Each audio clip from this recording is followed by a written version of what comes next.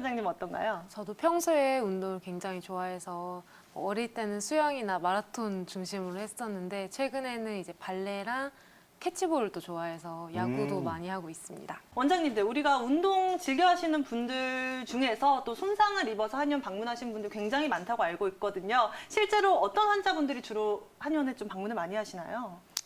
특히 이제 발레 같은 경우는 네. 전 발레를 해왔기 때문에 좀 많이 방문을 해주시는데 발레 생각하시면 사실 발 통증을 많이 생각하기 오, 쉬워요. 네. 그렇죠. 발 통증도 통증이지만 이게 전신 운동이고 어떤 행위 예술이기 때문에 허리 통증이나 뭐 손목, 발목 이런 통증이 정말 많거든요. 네. 특히 허리 같은 경우는 과신전하는 동작이 많기 때문에 뭐 몸을 뒤로 젖히거나 다리를 옆으로 뻗거나 들어 올리는 동작이 많아서 뭐 다리 쪽 대퇴사두근이나 햄스트링 통증 또는 뭐 고관절 통증이 빈번하게 좀 많이 나타납니다. 김승정 원장님도 이렇게 발레를 하시다가 부상을 네네. 당하신 적이 있으신가요? 네, 거의 한 클래스당 한 명은 이제 캐스트나 깁스, 붕대를 하고 있다고 생각하시면 네. 되시고 저 또한 이제 다리 햄스트링 쪽에 근육이 파열되면서 거의 6개월 정도는 고생을 했던 기억이 있습니다. 네. 주로 어떨 때 부상이나 손상을 입게 되는 건가요? 운동 선수들뿐만이 아니라 네. 이제 일반인들이 운동을 하게 되면 사실 초반에 초보들이 더 쉽게 부상에 노출이 되는 경우가 많습니다. 특히 골프를 예로 들면 이제 힘이 과격하게 들어가기 때문에 초보는 이제 힘을 써서 공을 멀리 보내려고 하기 때문에 오히려 주변 근육이나 인대에 손상이 오기도 하고요. 뭐 예를 들어 더프라는 뭐 골프 동작이 있는데 이렇게 뒷땅을 공을 쳐야 되는데 뒷땅을 치게 되면은 이제 오른손잡이의 경우에는 오른쪽 갈비뼈에 금이 가거나 그쵸. 오히려 왼쪽에 이제 내측 상가나 이렇게 골프 엘보가 생기는 경우도 종종 발생하게 됩니다. 또 골프뿐만이 아니라 테니스를 예로 들어도 이제 라켓을 바꾸면서 뭐 라켓을 너무 강하게 쥐면서 또 엘보 쪽에 손상이 가기도 하고 이제 밑에 코트가 미끄러운 경우가 많아서 방향 전환을 하거나 움직임이 많은 또 스포츠이기 때문에 오히려 뭐 발목 염좌로 흔하게 또 한의원에 방문을 하기도 합니다. 한 번 좀 손상을 입은 곳은 또다시 재발하기 마련이잖아요. 원장님, 이렇게 좀 재발이 잦은 이유는 어디서 찾으면 좋을까요? 이제 한번 약해진 인대나 뭐 근육 같은 경우에는 회복이 되더라도 약해진 부분이 계속적으로 존재를 하기 때문에 재발하기가 쉽고 특히 운동을 좋아하시는 분들은 저희가 뭐 의료진이 조금 하지 말라고 해도 완전히 회복되지 않은 상태에서 운동을 지속적으로 하는 경우가 있기 때문에 특히 더 재발이 많다고 생각하시면 됩니다. 또 인대 같은 경우는 근육과 달리 뭐 혈관이 많이 분포하지 않기 때문에 특히 회복이 좀 더 느리고 치료 기간도 좀 길게 잡으셔야 합니다. 부상이나 손상을 당했을 때 바로 뒤 처치 방법들 어떻게 관리를 하면 좋을지 좀 알려주실까요? 일단 응급처치로는 네. 이제 근육이나 인대 쪽에 손상이 있을 때 저희가 라이스 요법이라고 해서 rest 휴식을 취해야 되고 그다음 이제 부종이 있거나 했을 때 발목을 들어주고 얼음찜질을 해주고 압박을 해주는 게 중요한데요. 네. 그런 경우가 이제 응급실에 오시거나 병원, 의원을 방문하셔서 정확한 진단 후에 이제 응급처치를 계속 지속적으로 이어가는 게 중요합니다. 네. 지금 원장님께서 뭐 얼음찜질이라 얘기를 해주셨는데 혹시나 좀 따뜻한 찜질로 보해주는 거는 잘못된 방법일까요? 네, 특히 초반에 이제 발열이나 발적 이런 염증 반응이 있는 경우에는 꼭 얼음 찜질을 해주셔야 후에 이제 후유증이 방지가 되고 더 이제 빠른 회복을 도와주게 되거든요. 좀 열감이 있다, 붓기가 있다, 좀 변화가 있다 싶을 때는 꼭 얼음 찜질을 먼저 시행해 주셔야 합니다. 무엇보다도 스트레칭을 하고 예방을 하는 게 굉장히 중요하다고 네. 이야기를 해주셨어요. 어떤 점들을 유의하면 좋을까요? 사실 운동 전에 스트레칭을 하는 게 정적 스트레칭이나 과도한 스트레칭을 하는 게 오히려 도움이 안 된다는 논문이 많거든요. 초반에 과격한 운동, 뭐 발레나 뭐 축구나 이전에는 몸을 덮여주는 게 더 중요합니다. 정적 스트레칭처럼 뭐 다리를 찢거나 뭐 관절 가동 범위를 억지로 넓히거나 늘리는 거는 운동 후에 마무리 동작으로 해주시는 게 더 좋고요. 초반에는 격투기 할 때도 섀도우 복싱이나 뭐 줄넘기 이런 달리기, 가벼운 달리기를 통해서 몸을 풀기 하는 걸 많이 보이잖아요. 네. 그렇게 몸 온도를 좀 올려주고 특히 가을, 겨울철 이제 날씨가 추워지면서 또 이런 스포츠 손상이 굉장히 많이 발생하기도 하거든요. 이런 뭐 줄넘기나 뭐 달리기를 통해서 몸을 온도를 좀 높여준다라고 생각하시는 게 좋으세요. 또 좀 흔히 많이 오해하고 계시는 경우가 뭐 축구 하실 때도 뭐 발목을 돌리거나 손목을 돌리면서 이제 몸을 푸는 경우가 많은데 그렇죠. 사실 이게 초반에 관절이 굳어 있고 근육이 많이 굳어 있는 상황에서 돌려버리게 되면 오히려 손상이 오는 경우도 많습니다. 오. 오히려 이렇게 손목이나 이렇게 관절 범위를 이렇게 쭉 늘려주시는 거, 발목의 인대도 이렇게 가동 범위에 따라서 이렇게 쭉 늘려주시는 게 오히려 더 도움이 되고 억지로 뭐 갑자기 돌리거나 찢거나 하는 거는 안 좋습니다. 자, 김경재 원장님. 그렇다면 이 속쓰림을 유발하는 주요 원인들 어떤 것들이 있을까요? 네, 속쓰림 하면은 가장 먼저 떠오르는 질환이 바로 위염인데요. 한국인의 10명 중 10명 중에 거의 1명이 앓고 있는 좀 흔한 질환입니다. 위장 점막에 염증이 생기면서 위장의 불편함, 속쓰림, 소화불량 등의 다양한 증상이 동반되게 되는데요. 특히 급성 위염은 간단한 치료와 적절한 치료 이후에 한 1, 2주 이후에 좀 회복이 잘 되는 편이지만 일부 만성 위염으로 넘어가는 경우에는 위 조직에 뭐 염증이나 뭐 궤양이 생기기도 하면서 또 오랫동안 증상이 반복되고 재발되기도 합니다.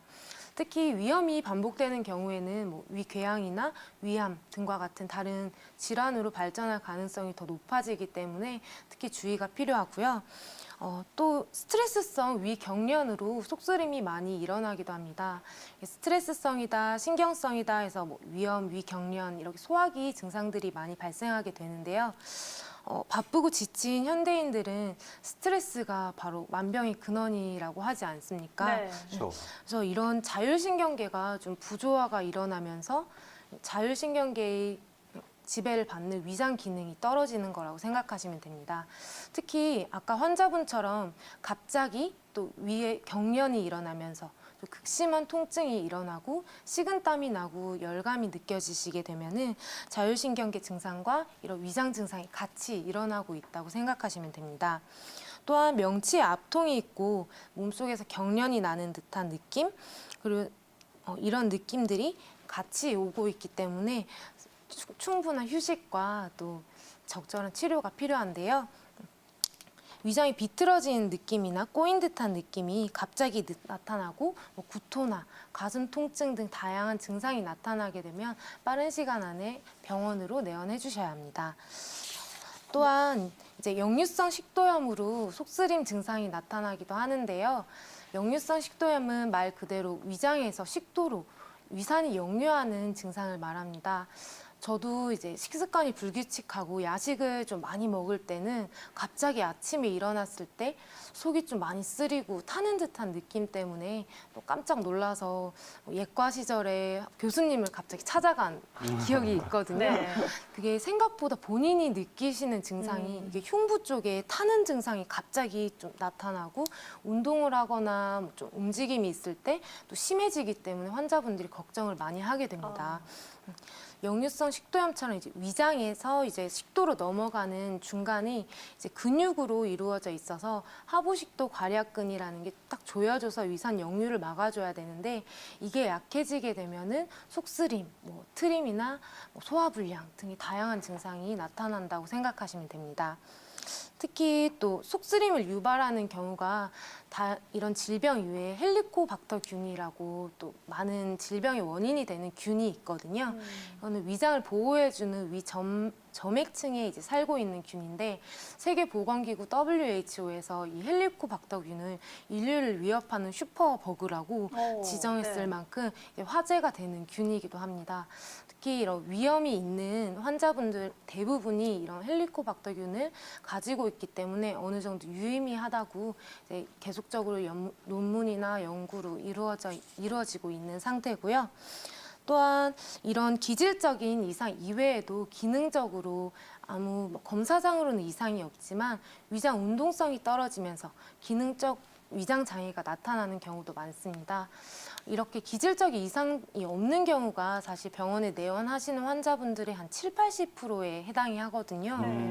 이런 기능성 위장 장애는 오히려 뭐 다른 증상, 배변 활동이 좀 불편하다거나, 트림을 너무 자주 한다거나, 두통이 있다거나 이런 다른 비특이적인 증상도 많이 동반할 수 있기 때문에 많이 일상생활에 불편함을 느끼게 되시면 꼭 병원을 방문해 주시고 치료를 받아주시는 게 좋습니다. 네, 속쓰림을 유발하는 다양한 원인 질환들에 대해서 설명을 해주셨는데요. 특히나 그 가운데서 위험 증상이라면 아무래도 또 다른 질환으로 넘어갈 수 있는 위험성이 높은 만큼 그쵸. 주의가 필요하잖아요. 맞아요. 원장님, 그렇다면 구체적으로 위험은 어떤 진단을 받게 되는 건가요? 네, 한의학에서는 이런 위장 염증 증상을 식상, 음식에 상했다고 해서 식상이라고 하기도 하고 속쓰림, 소화불량 증상을 탄산 조잡 증상이라고 설명하고 있는데요. 흔히 이제 사용되는 위염이라는 진단은 사실 좀 애매한 경우가 많습니다.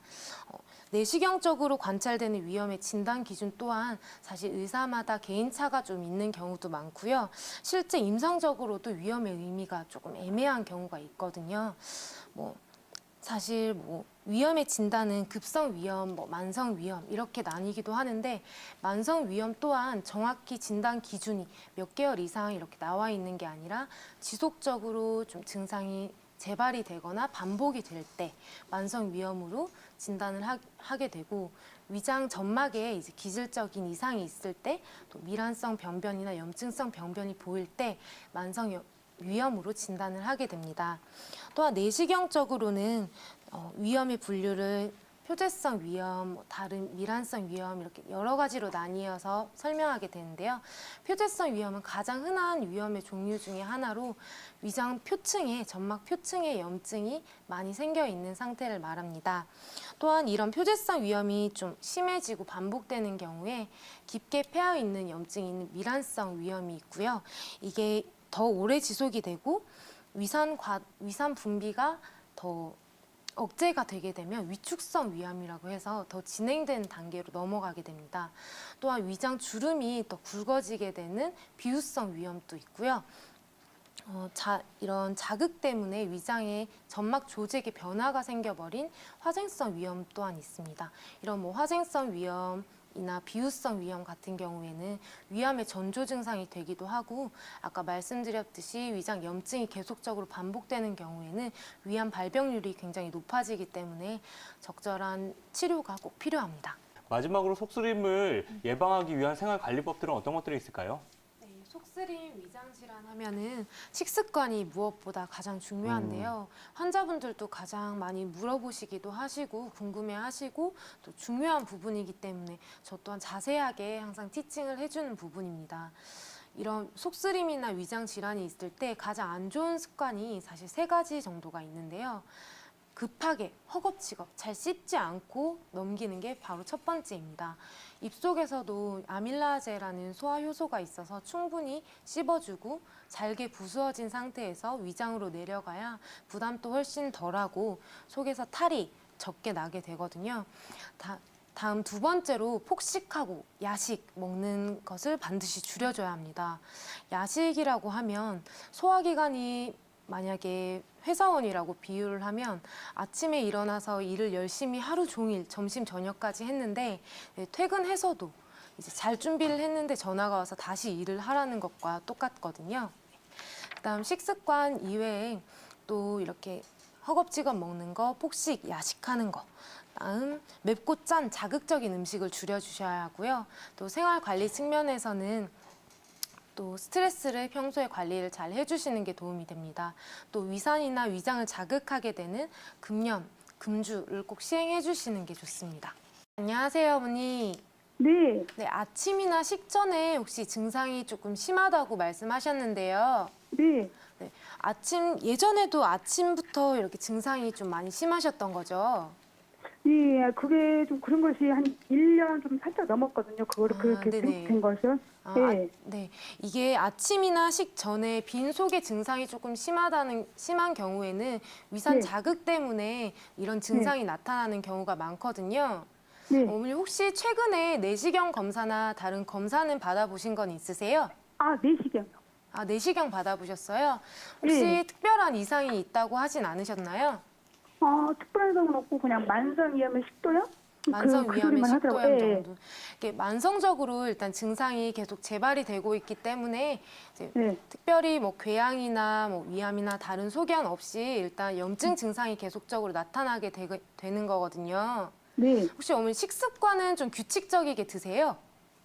제가 이제 예전에는 이렇게 아침은 좀 거의 규칙적으로 먹었는데 네네. 점심이나 저녁은 제가 일하다 보니까 좀 약간 놓칠 때가 좀 많았었어요. 아, 네네. 네. 그래갖고 지금은 이제 좀 규칙적으로 먹으려고 지금 많이 노력하고 있는데, 네네.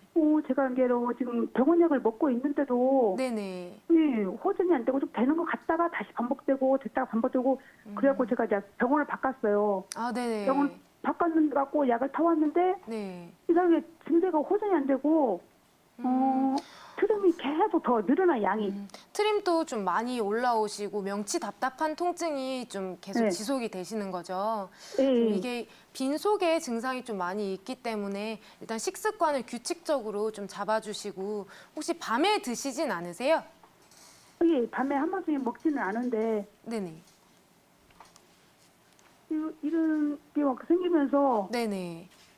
그러니까 제가 막 이제 이러다가 또 이제 가끔 또 이제 아랫배도 이렇게 통증이 막 오면서 네네. 뱃속이 부글부글하면서 방귀도 나고 네네. 그 정도까지 막 생기더라고요. 아, 네, 그리고 이제 이런 약간의 변비는 네네, 아닌데 변비 근데 기운도 좀 있고 약간 이런 그런 게 생기기도 소화기관 하고. 너무 증상이 반복될 때는 일단 제가 네. 아까 말씀드린 식습관 먼저 교정해 네. 보시고 빈속에 속이 너무 쓰리거나 명치 통증이 느껴지시면 미음이나 쌀죽을 드셔주는 게 제일 좋습니다, 어머니.